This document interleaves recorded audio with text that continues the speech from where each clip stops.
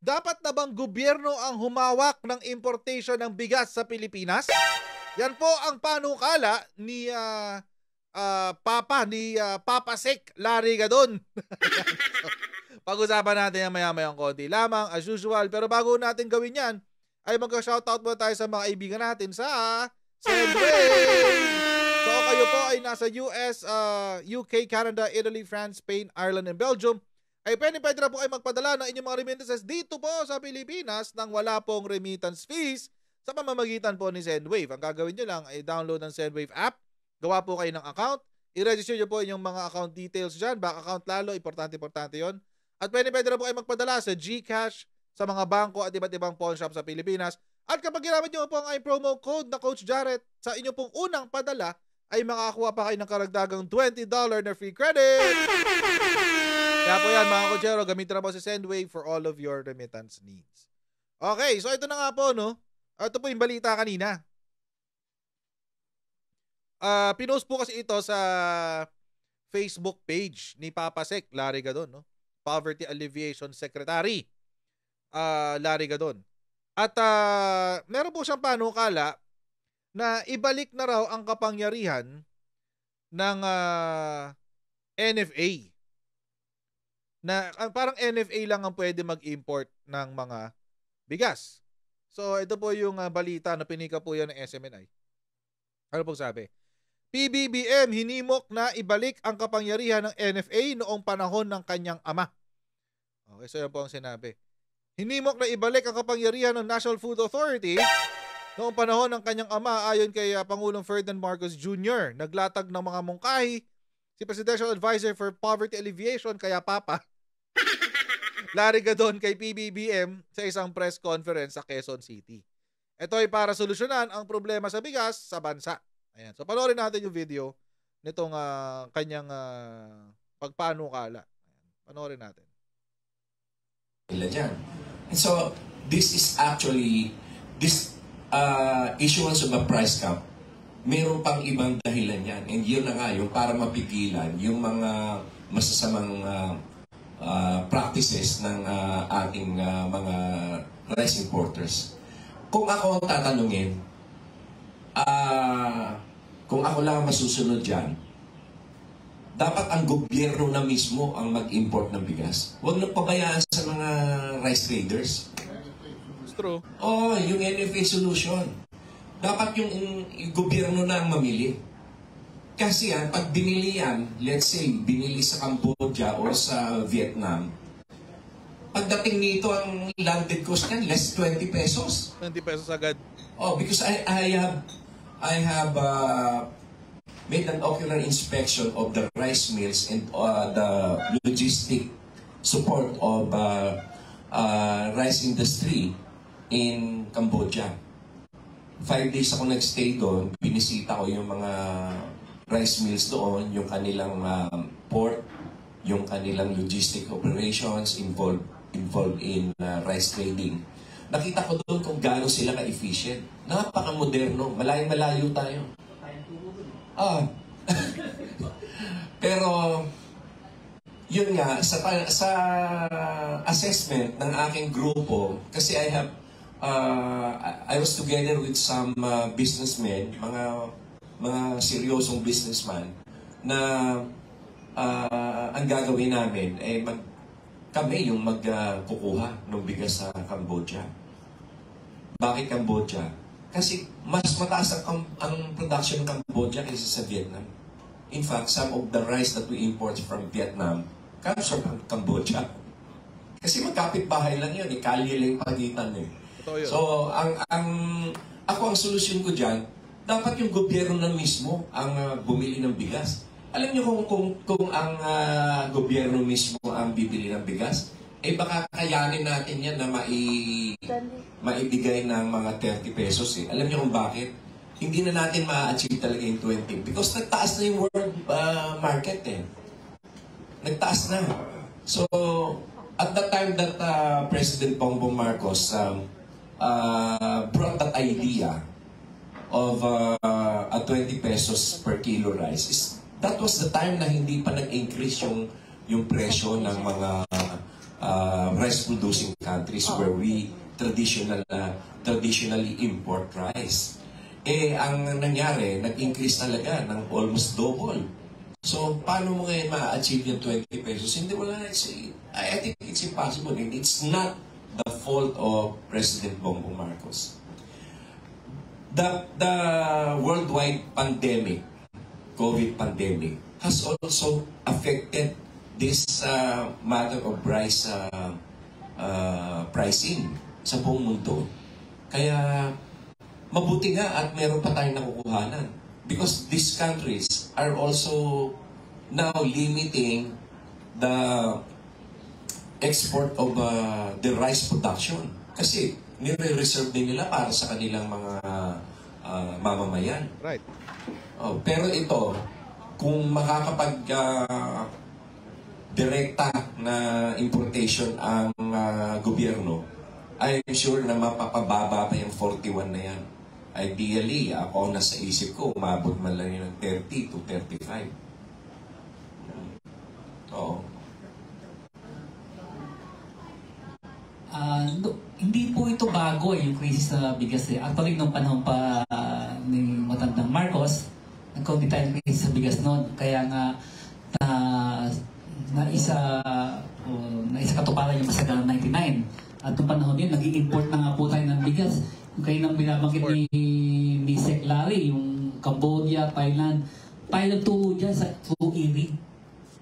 Yun na, kaya nga, tanong ko po ngayon, paano natin may iwasan ito palagi lang? Si ano pala yun? Sobrahan. Ay, nako. Anyway. So, yun po yung sinasabi ni Sec Larry, no? Na tanggalin na sa yung kapangyarihan ng ibalik na sa gobyerno yung kapangyarihan na mag-import ng bigas. Kasi po, nasuspende po yan.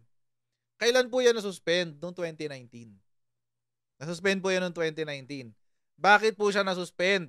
Yung kakayanan ng ating gobyerno na mag-angkat ng bigas. Dahil po yan sa rice tarification law noong 2019. Ayan mga kotsero ang nangyari. Marami na pong kontra nito noon pa lang. Noong 2019 pa lang marami nang kumukontra dito. Pero talagang itinulak to noong 2019. Okay, basahin natin yung article ng Manila Times. Ang sabi, the rice tarification law and its role in the current rice crisis. Sabi ng Manila Times. Ang sabi, ayan, nag-rice crisis kasi tayo noong 2018. The country underwent a rice crisis. By October, retail prices of well-milled rice reached almost 50 pesos per kilogram. Up 14% over prices in the previous year. Prices for regular milled rice rose by 16%. So yun, so medyo tumaas talaga yung presyo ng bigas nung panahon ni Digong. It was only when the then President Rodrigo Duterte ordered the NFA to immediately import and allow private traders to bring in rice that rice prices stabilized. So yun. Ngayon daw mga kutsero, ganoon din daw ang nangyayari.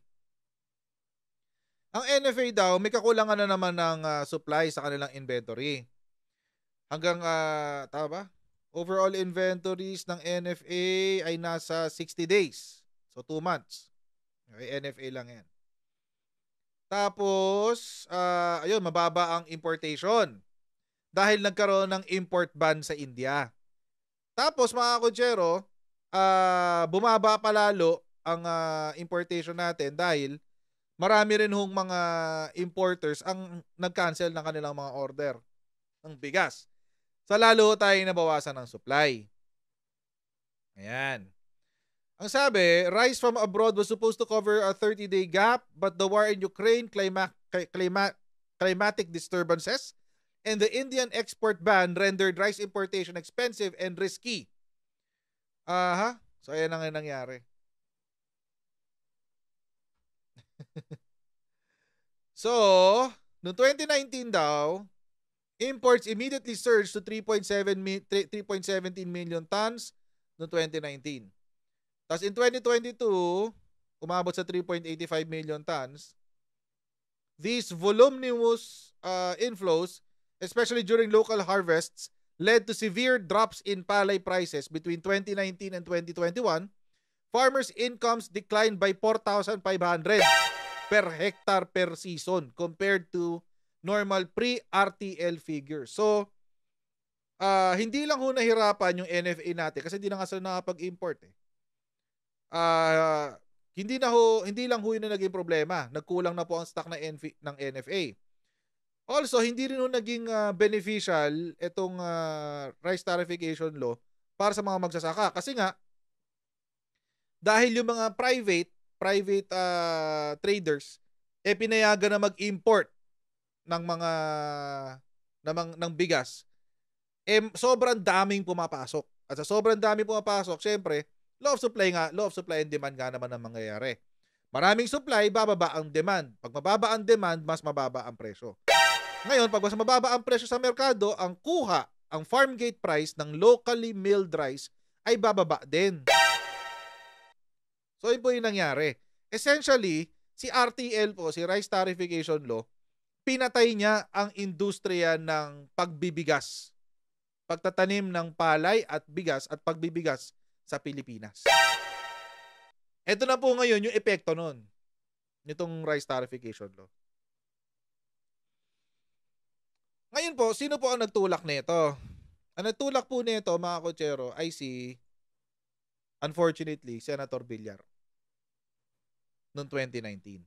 Inamin po niya yan dito nung nag-away sila ni Tulfo tungkol sa bigas. Nung nag-away sila ni Tulfo tungkol sa bigas. Tingnan natin, panoorin natin. Kaya nga po, ito pong tanong ko po sa ating mga taga-DA. Ano po ang ginagawa nila sa ganitong nangyaring masamang sistema na paliit po ang ating farmland? Sorry po, madam ha. Na hindi lang po sa Kawayan, sa Isabela, kundi sa marami pong mga probinsya na marami na pong mga subdivision na nagsilipa na. Where will the people live if you don't build subdivision? Marami po mga lugar na pwede pong pagtayuan ng subdivision. Huwag lang po take over yung mga farms. Kasi nga po, kuminsan yung mga farmers, dahil sila po yung naghihikaos, they're being taken advantage of. Lalo na po meron tinatawag na rice tarification. So muna po yung mga bigas na dumarating dito, they cannot compete, and then papasok po ito mga negosyante at mag-o-offer ng pera para bilhin ng kanilang mga lupain. Of course, walang choice po yung mga farmers kung hindi ibenta na lang kanilang lupa sapagkat meron na po tinatawag na rice tarification. I wrote the rice tarification law. You know, we wrote that rice tarification law because in 2018, the price of rice rose to almost 50 to 60 pesos per kilo. And that is the only time President Duterte became unpopular because rice is a political crop. When nagmamahal ang rice, nagiging unpopular ang president. And the World Bank, we signed that WTO agreement in 1995, and they gave us 25 years to be competitive, but we failed to be competitive after 25 years. And if we don't open or liberalize the importation of rice, they will bring down our credit rating. And we have plenty of loans abroad, and we have to pay higher interest for those loans, so it will be a loss to the Philippine government. So what I did when they asked me to write the rice tarification law, I gave all the money from the collection of rice tariff to the small farmers. 10 billion for the Rice Competitiveness Enhancement Fund, 5 billion for mechanization, 3 billion for seeds, 1 billion for loans, 1 billion for training. And anything above 10 billion that was collected, it was given to the rice farmers owning 2 hectares and below, 5,000 each, 1.6 million farmers. So that is 8 billion. So a total of 18 billion, which is the collection of the rice tarification law na rice tariff. Alam ko po I yan. don't feel any guilt to the small farmers. All the money that came from the rice tarification law were given to the small farmers owning 2 hectares and below. Yun. So, it came from the horse's mouth, mga kotsero. Na isinulat po itong rice tarification law Well, for one thing is to protect, well, sabi ni Senator Villar, siya yung nagsabi. I think to protect, one of the reasons is to protect the popularity of the previous administration or President Duterte. No? No, sabi niya.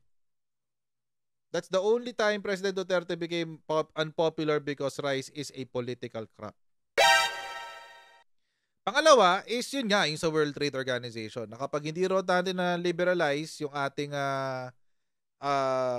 rice production, ibababa daw yung ating credit rating. Therefore, pag mababa ang ating credit rating, tataas yung interest rate natin. Pag tumaas ang interest rate, mas mataas din yung babayaran natin sa mga utang natin sa World Bank. So, I think ito pong RTL, mga Kojero, was written or it was written, it was ratified, it was signed mainly for political reasons. And now, ngayon po, nakikita natin na hindi ho talaga siya nakatulong. Hindi ho siya nakatulong. Kahit sabihin pa po ni Villar na doon sa batas na yan, nag-allot kami sa RCEF, yung Rice Competitive something fund, ng 10 billion, 5 billion, etc., etc. Kasi po, mga Kutsero, if that was the case since 2019, why up until today, hindi po nag-improve ang ating agricultural sector? Imagine, mga Kutsero, 2019 pa po yan. O sabihin na ho natin, nagka-pandemic, pero hindi naman po tumigil ang pag-i-import Hindi po tumigil ang pag-i-import, mga Kutsero. Siyempre kasi kahit may pandemic, kakain pa rin tayong lahat.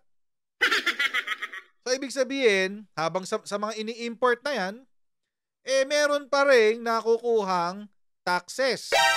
Sa taxes po na yan, na ini-import na bigas, dapat daw, sabi ni Villar, napupunta dapat yan sa Rice Competitiveness something fund na meron 10 billion, 5 billion, 1 billion allocation sa mga magsasaka.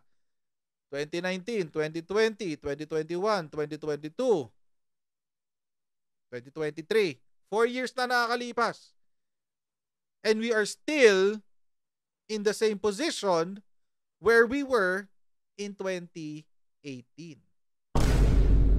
So mga Kutsero, apparently now we realize 4 years later, hindi na po epektibo yung rice tarification law. Hindi na ho siya uubra. Hindi na ho uubra. Kaya po, tingnan nyo ito si Stella Kimbo. Nagsabi siya, Kimbo's bill to zero out rice import tariffs in emergency cases.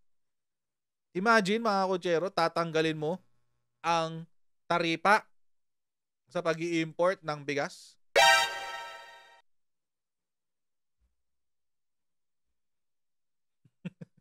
Kasi may emergency case ka ngayon. Yun po ibig ko sabihin, mga Kutsero. Mukhang simula 2018 hanggang, so from the time na nagkaroon ng RTL o Rice Tarification Law up until today, wala pong improvement na naibigay ang Rice Tarification Law. The law, yung batas po na yan, ang nagsuspinde at nagtanggal ng kapangyarihan sa NFA para makapag-import ng sariling bigas. Dati po kasi lahat na dumadaan sa NFA nagka-problema. Nagka-problema sa NFA. Siyempre, like all government agencies, nakokora pa rin. So, nagka-problema. Ngayon, ang solusyon daw is Rice Tarification Law. Tanggalin sa gobyerno ang kakayahan na mag-import ng bigas, ibigay sa traders. 4 na taon na tayong nasa traders ang kapangyarihan para makapag-import. Ano nangyari? Hoarding naman.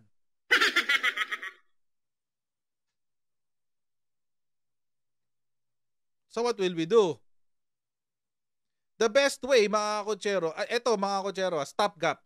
At least ngayon, para lang masabi natin or mabilis ang solusyon. Sa ngayon, temporarily, ibalik ang kapangyarihan sa NFA. Ibalik po yan. Temporarily. Para magkaroon tayo ng mas maraming supply ng bigas sa Pilipinas at kontrolado ng gobyerno yung pumapasok na bigas. Number 1. Number 2, palakasin po natin yung agricultural sector. In fact, maski po si PBBM, yun na rin po ang gusto niyang gawin. Panoorin natin to.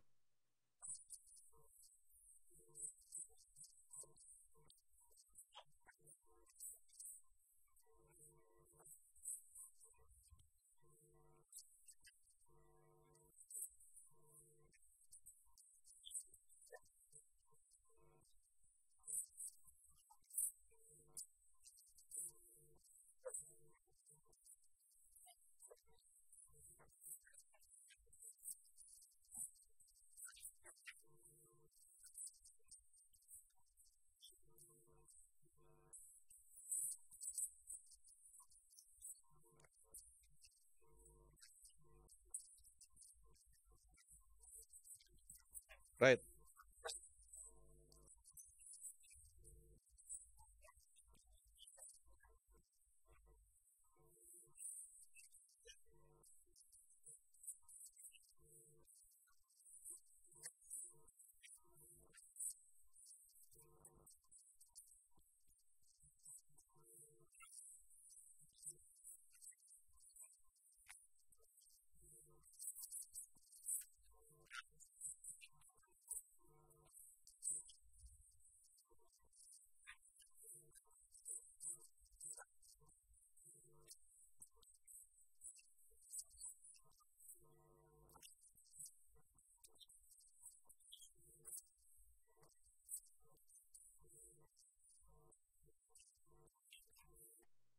Yun. Which is true, mga kotsero. Hindi ho natin mapupulaan si Presidente dito sa mga efforts niya para i-improve ang agricultural sector. Kasi po, nandiyan naman po talaga yung mga suporta sa mga magsasaka, number 1. Diba? Binibigyan ng vouchers, binibigyan ng mga libreng mga gamit, mga seedlings, abono, etc. etc. So, yun po yung una. Pangalawa, yung kanyang ginawa sa agrarian reform, yung condonation ng agrarian reform beneficiaries. Napakalaking step po nun. 50 billion po ang binitawan ng ating gobyerno para dyan. Napakalaking step po nun. Pangatlo, yung implementing rules ng agrarian reform, kasama na rin dyan. Tapos ito pang-apat, itong pamimigay ng ayuda sa mga rice retailers na 15,000 para sa buwan na to. Dahil nga nagkaroon tayo ng price cap.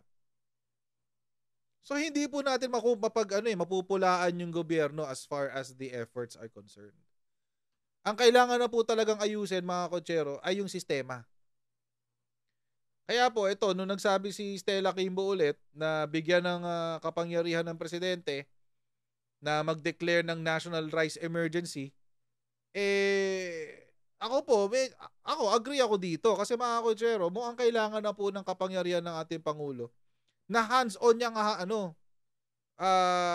aside from being the DA secretary, bibigyan niya talaga ng pagtutok itong sa bigas. Kasi nga tulad nga ng sinabi ni Villar, rice is a political crop. Imagine, nakapagawa tayo ng batas para lang para lang dyan sa politika.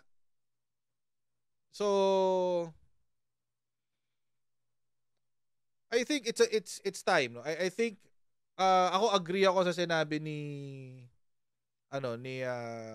Secretary ni Papasec Gadon dito sa pagbabalik ng kapangyarihan ng NFA. At least in the meantime, tapos pag-aralan ulit yung rice tarification law, hanapin yung mga areas for amendments, 'di ba? Amyendahan na 'yan. Kasi hindi ho talaga siya effective as it is right now. Baka naman pag na-amyendahan pwedeng maging epektibo. So hopefully PBBM will be able to do that through the emergency powers na ibibigay sa kanya, kung ibibigay sa kanya ng Kongreso. But I'm inclined to believe na parang kailangan nga ni Presidente ngayon yan. Mukhang kailangan talaga niya, mga kotsero. And of course, lahat tayo, we have to be patient, of course. So maraming gustong manira sa administrasyon, and tulad nga ng gagamitin yung issue sa bigas para i-undermine ang ating administrasyon. And it's up to them. But as far as I'm concerned, ingay na lang yan, noise na lang yan. Ang importante, may ginagawa ang administrasyon at kailangan makita natin yung resulta. Yun po ang pinakamahalaga talaga. Makakita natin yung resulta. Ano po yung resultang tinitignan natin? Una, bumaba ang presyo ng bigas.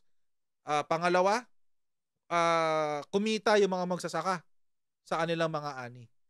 Pangatlo, magkaroon tayo ng food security. At yun po talaga ang gusto nating marating. Ayan. So hanggang dito na po muna tayo for tonight sa video na ito, no, mga kutsero. At please don't forget to like, share, and subscribe. At follow nyo rin po yung aking Facebook page for more of our videos. And I'll see all of you in our next Coach Jarrett Live. So bye everyone. See you next time. Bye!